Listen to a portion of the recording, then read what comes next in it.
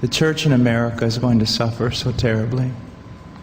And we laugh now, but they will come after us. They will come after our children. They will close the net around us while we are playing soccer mom and soccer dad, while we are arguing over so many little things and mesmerized by so many trinkets. The net even now is closing around you and your children and your grandchildren, and it does not cause you to fear.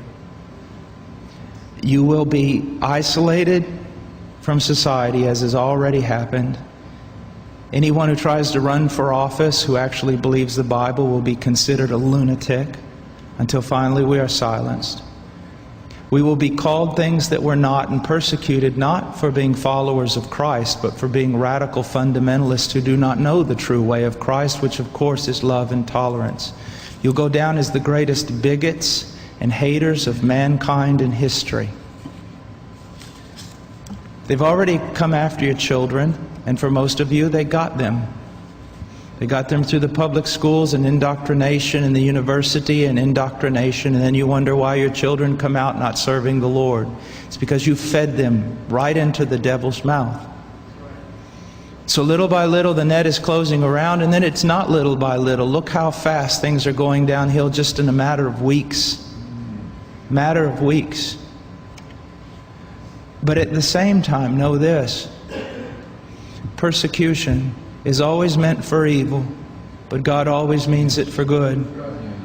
And is it not better to suffer in this life, to have an extra weight of glory in heaven? You must settle this in your mind. This is the one thing I want to say over and over. Do not believe. Down through history, you have a wrong idea of martyrdom and persecution.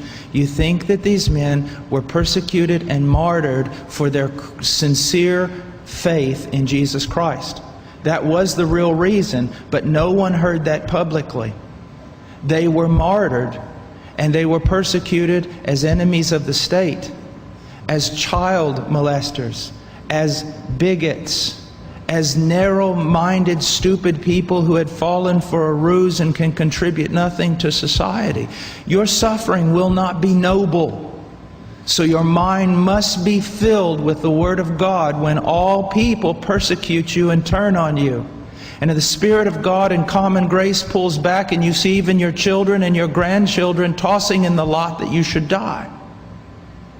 This is no game. You want revival and awakening, but know this: for the most part, great awakenings have come only preceding great national catastrophes or the persecution of the church. I believe God is bringing a great awakening, but I believe that He is raising up young men who are strong in trust in the providence of God to be able to wade through the hell that's going to break loose on us. And it will be on us before we even recognize it. Unless in God's providence, He is not done. He is not done. Now note, this is not silly talk.